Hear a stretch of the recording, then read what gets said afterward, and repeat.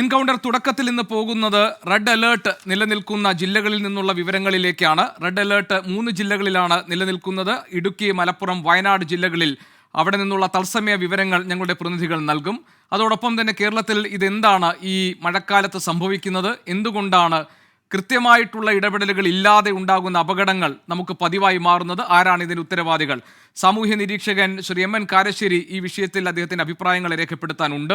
നമുക്കറിയാം, തൃശ്ശൂരിൽ നിന്നുണ്ടായിട്ടുള്ള ദാരുണമായ സംഭവം, നിർഭാഗ്യകരമായ സംഭവം. അതിന് തൃശ്ശൂർ കോർപ്പറേഷനെതിരെ പഴിചാരിയിരിക്കുകയാണ്, അവരെ കുറ്റപ്പെടുത്തുകയാണ് പ്രതിപക്ഷ കൗൺസിലർമാർ. ഇന്ന് MG റോഡിൽ നടന്ന പ്രതിഷേധം അതിൻ്റെ പ്രത്യക്ഷ തെളിവുകളായിരുന്നു. തൃശ്ശൂർ കൗൺസിലർ നമ്മളോടൊപ്പം ചേരുന്നുണ്ട്. PK ഷാജൻ CPM-നെ പ്രതിനിധീകരിച്ച്. പ്രതിപക്ഷ നേതാവ് ശ്രീ രാജൻ പല്ലൻ ഉണ്ടാകും. അതോടൊപ്പം തന്നെ തൃശ്ശൂർ നഗരസഭയിൽ പ്രതിപക്ഷ നേതാവ് ഉണ്ടാകും. ഒപ്പം തന്നെ BJP-യെ പ്രതിനിധീകരിച്ച് ശ്രീ ഉല്ലാസ് ബാബുവും ഇന്ന് ഈ ചർച്ചയിൽ പങ്കെടുക്കാൻ നമ്മളോടൊപ്പം ഉണ്ടാകും. നമുക്ക് ആദ്യം പോകാനുള്ളത് റെഡ് അലേർട്ട് പ്രഖ്യാപിച്ചിരിക്കുന്ന ജില്ലകളിലെ നിലവിലെ സാഹചര്യം എന്താണെന്ന് നോക്കാം. അവിടുത്തെ ജനങ്ങൾ എന്തൊക്കെ കാര്യങ്ങളിലാണ് മുൻകരുതൽ എടുക്കേണ്ടത്, ഏതൊക്കെ സുരക്ഷാ മുൻകരുതലുകൾ സ്വീകരിക്കണം, അവർക്ക് എന്തൊക്കെയാണ് ജില്ലാ ഭരണകൂടം നൽകിയിരിക്കുന്ന മുന്നറിയിപ്പുകൾ എന്ന് നമുക്ക് നോക്കാം. രാഹുൽ വിജയൻ ഞങ്ങളുടെ പ്രതിനിധി ചേരുന്നുണ്ട് ഇടുക്കിയിൽ നിന്ന്. രാഹുൽ, ഇടുക്കി റെഡ് അലേർട്ടിന്റെ പരിധിയിൽ വരുന്ന ജില്ലയാണ്. ശക്തമായ മഴയ്ക്കുള്ള സാധ്യത കാണുന്നുണ്ട്. കേന്ദ്ര കാലാവസ്ഥാ വകുപ്പ് നൽകുന്ന മുന്നറിയിപ്പ് അനുസരിച്ച് മലയോര മേഖലയിലുള്ളവർ പ്രത്യേകം കരുതണം. കാരണം ഉരുൾപൊട്ടൽ സാധ്യതകൾ, മണ്ണൊലിച്ചിൽ എന്ന് തുടങ്ങിയിട്ടുള്ള സാധ്യതകൾ, മണ്ണിടിച്ചിൽ തുടങ്ങിയ സാധ്യതകൾ കരുതിയിരിക്കണമെന്നാണ് പറഞ്ഞിരിക്കുന്നത്.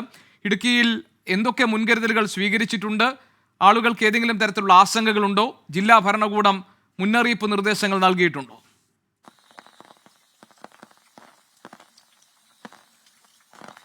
ഗോപികൃഷ്ണൻ, ഏറ്റവും പ്രധാനപ്പെട്ട കാര്യം റെഡ് അലേർട്ടിന്റെ പശ്ചാത്തലത്തിൽ പെയ്യുന്ന മഴ തന്നെയാണ്. കാരണം കഴിഞ്ഞ മണിക്കൂറുകളിലൊക്കെ ഇടുക്കി ജില്ലയിൽ പല ഭാഗത്തും ഏറ്റവും കൂടുതൽ മഴ ലഭിച്ചത് മൂന്നാർ, അതുപോലെ തന്നെ പീരുമേട്, ഈ മേഖലകളിലാണ്. കനത്ത മഴയാണ് പെയ്യുന്നത്. അത് ആശങ്കയ്ക്ക് ഇടയാക്കുന്ന വിധത്തിലുള്ള മഴയാണ് എന്നുള്ളതാണ് പ്രധാനമായും എടുത്തു പറയേണ്ടത്. അതിന്റെ പശ്ചാത്തലത്തിലാണ് ജില്ലാ ഭരണകൂടം നിയന്ത്രണങ്ങൾ ഏർപ്പെടുത്തിയിരിക്കുന്നത്. നാളെ വിദ്യാഭ്യാസ സ്ഥാപനങ്ങൾക്ക് അവധി പ്രഖ്യാപിച്ചിട്ടുണ്ട്. മാത്രമല്ല, വിനോദസഞ്ചാര മേഖലയിലെ നിയന്ത്രണവും അത് നീട്ടുകയും ചെയ്തിട്ടുണ്ട്. 28-ാം തീയതി വരെ ജലവിനോദങ്ങൾക്കും സാഹസിക വിനോദങ്ങൾക്കും നിയന്ത്രണം തുടരുമെന്ന് ജില്ലാ ഭരണകൂടം അറിയിച്ചിരിക്കുന്നു. മറ്റൊരു പ്രധാനപ്പെട്ട അറിയിപ്പ് വന്നത് ഈ ഗ്യാപ് റോഡ് വഴിയുള്ള യാത്രയാണ്.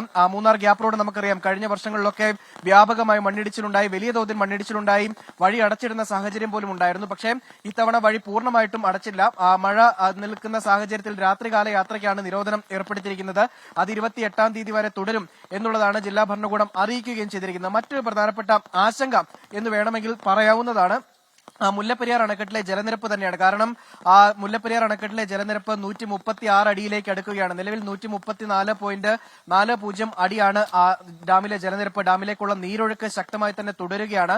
റൂൾ കർവ് പരിധി അനുസരിച്ച് 136 അടി ജലനിരപ്പ് മാത്രമേ പറ്റുകയുള്ളൂ. അത്രയും വെള്ളം മാത്രമേ സംഭരിക്കാൻ കഴിയുകയുള്ളൂ. അങ്ങനെ 136 അടിയിലേക്ക് ജലനിരപ്പ് ഉയർന്നാൽ സ്പിൽവേ ഷട്ടറുകൾ വഴി പെരിയാറിലേക്ക് വെള്ളം ഒഴുക്കുമെന്ന് തമിഴ്നാട് ഇന്ന് അറിയിക്കുകയും ചെയ്തിട്ടുണ്ട്. തമിഴ്നാട് വാട്ടർ അതോറിറ്റി, തമിഴ്നാട് ജലവിഭവ വകുപ്പ് ഇത് സംബന്ധിച്ചിട്ടുള്ള അറിയിപ്പ് രേഖാമൂലം കേരളത്തിന് കൈമാറുകയും ചെയ്തിട്ടുണ്ട്. ആദ്യത്തെ ഒരു വാണിംഗ് എന്ന നിലയ്ക്ക് അത് കണക്കാക്കാവുന്നതാണ്. അങ്ങനെയെങ്കിൽ ഈ പെരിയാറിൽ ഉൾപ്പെടെ ജലനിരപ്പ് ഉയരാനുള്ള സാധ്യതയുണ്ട്. വണ്ടിപ്പെരിയാർ, മഞ്ചുമല ഈ ഭാഗങ്ങളിലൊക്കെയുള്ള ആളുകൾക്ക് വലിയ ആശങ്ക ഈ ഘട്ടത്തിൽ തന്നെയുണ്ട്. മാത്രമല്ല, ഈ കഴിഞ്ഞ ദിവസങ്ങളിലൊക്കെ പെയ്ത മഴയെ തുടർന്ന് പെരിയാറിലെ ജലനിരപ്പ് കാര്യമായി തന്നെ ഉയർന്നു നിൽക്കുകയാണ്. അതിനിടയിൽ മുല്ലപ്പെരിയാർ കൂടി തുറന്നാൽ അവിടെ നിന്നുള്ള വെള്ളം കൂടി എത്തിയാൽ ആശങ്ക അത് സ്വാഭാവികമായിട്ടും ഉള്ളതാണ്. എന്തായാലും ആശങ്കപ്പെടേണ്ട സാഹചര്യം ഇല്ല എന്ന്. രാഹുൽ, അവിടെ എവിടെയെങ്കിലും ദുരിതാശ്വാസ കേന്ദ്രങ്ങൾ പ്രവർത്തിക്കുന്നുണ്ടോ? ആരെയെങ്കിലും മാറ്റിപ്പാർപ്പിക്കേണ്ടതായിട്ടുണ്ടോ? ഇപ്പോൾ കേന്ദ്ര കാലാവസ്ഥാ വകുപ്പിന്റെ മുന്നറിയിപ്പ് വരുമ്പോൾ ഇതുപോലെ മലയോര മേഖലയിൽ കഴിയുന്നവർ, തീരപ്രദേശത്തുള്ളവരൊക്കെ ഏതെങ്കിലും തരത്തിലുള്ള അപകട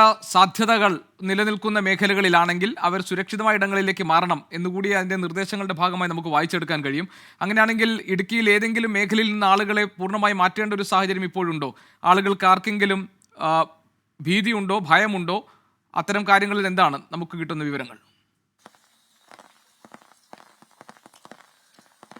GK, നിലവിൽ ഇടുക്കി ജില്ലയിൽ ഈ ക്യാമ്പുകളൊന്നും തുറന്നിട്ടില്ല. ആവശ്യമില്ല എന്നല്ല, തുറന്നിട്ടില്ല. മഴ ശക്തമാവുകയാണ് എങ്കിൽ മൂന്നാറിൽ ഉൾപ്പെടെയുള്ള മേഖലകളിലായിരിക്കും ആദ്യം ക്യാമ്പുകൾ തുറക്കേണ്ട ഒരു സാഹചര്യം വരിക. കഴിഞ്ഞ മഴ തുടങ്ങിയ സമയത്തും അത്തരം ഒരു സാഹചര്യമാണ് നമ്മൾ കണ്ടത്. MG കോളനി, അതുപോലെ തന്നെ അന്തോണിയാർ കോളനിയിൽ, ഈ 2 കോളനികളിൽ താമസിക്കുന്ന ആളുകൾക്ക് അവിടെ സുരക്ഷിതമല്ലാത്ത സാഹചര്യമാണുള്ളത്. മഴ കനത്തു കഴിഞ്ഞാൽ ഏത് നിമിഷവും ഈ അപകടം ഉണ്ടാകാനുള്ള സാധ്യത മുന്നിൽ കണ്ടുകൊണ്ട് അവിടുത്തെ ആളുകൾ ക്യാമ്പിലേക്ക് മാറുന്നത് പതിവാണ്. അതൊഴിച്ച് ഒഴിച്ച് മറ്റു കൂടുതൽ ആളുകളെ മാറ്റിപ്പാർപ്പിക്കേണ്ട ഒരു സ്ഥിതി നിലവിലില്ല എന്ന് ജില്ലാ ഭരണകൂടം അറിയിക്കുന്നുണ്ട്. പക്ഷേ ഏതെങ്കിലും വിധത്തിൽ ഉരുൾപൊട്ടൽ മണ്ണിടിച്ചിൽ സാധ്യതാ മേഖലകളിൽ താമസിക്കുന്ന ആളുകൾ ഉണ്ടെങ്കിൽ അവർക്ക് ക്യാമ്പുകൾ സജ്ജീകരിക്കണമെങ്കിൽ അതിനുവേണ്ട നടപടികൾ സ്വീകരിക്കണമെന്ന് ജില്ലാ ഭരണകൂടം അതാത് വില്ലേജ് ഓഫീസർമാർക്ക് മാത്രമല്ല ഇപ്പോൾ വന്നിരിക്കുന്നത് ഈ ഉരുൾപൊട്ടൽ മണ്ണിടിച്ചിൽ സാധ്യതാ ജില്ലകളിൽ അവിടെ ജില്ലാ ഭരണകൂടം നൽകുന്ന അതോടൊപ്പം തന്നെ ദുരന്ത നിവാരണ അതോറിറ്റി ഒക്കെ നൽകുന്ന മുന്നറിയിപ്പുകൾ പാലിക്കണം എന്ന് ജനങ്ങളോട് ഒരു അഭ്യർത്ഥനയുണ്ട്. ആ തരത്തിൽ എന്തെങ്കിലും മുന്നറിയിപ്പുകൾ ഇപ്പോൾ നൽകിയിട്ടുണ്ടോ രാഹുൽ?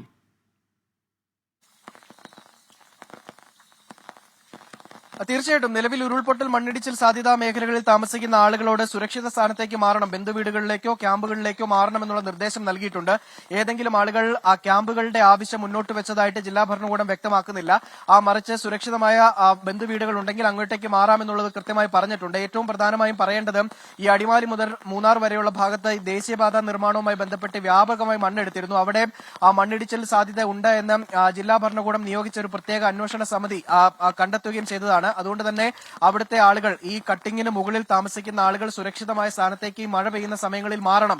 അല്ലാത്ത പക്ഷം ഏതെങ്കിലും തരത്തിലുള്ള അപകടം ഉണ്ടാകാനുള്ള സാഹചര്യമുണ്ട് എന്നുള്ളതാണ് ജില്ലാ ഭരണകൂടം നേരത്തെ തന്നെ പറഞ്ഞിട്ടുള്ളതാണ്. അത്തരം മേഖലകളിലെ ആളുകൾ കൃത്യമായി തന്നെ ജാഗ്രതാ നിർദ്ദേശം പാലിച്ചുകൊണ്ട് സുരക്ഷിത സ്ഥാനത്തേക്ക് മാറുക, അതാണ് വേണ്ടത്. അത് തന്നെയാണ് ജില്ലാ ഭരണകൂടം അറിയിക്കുകയും ചെയ്തത്. മറ്റൊന്ന്, ഈ പെരിയാറിന്റെയും മുതിരപ്പുഴയാറിന്റെയും തീരത്ത് താമസിക്കുന്ന ആളുകളാണ്. മുതിരപ്പുഴയാറിന്റെ തീരത്തുള്ളവർ കൃത്യമായ ജാഗ്രത പാലിക്കണം. കാരണം മൂന്നാർ മേഖലയിൽ അതിശക്തമായ മഴയാണ്. ദേവികുളത്താണ് ഏറ്റവും കൂടുതൽ മഴ കഴിഞ്ഞ മണിക്കൂറുകളിൽ പെയ്തത്.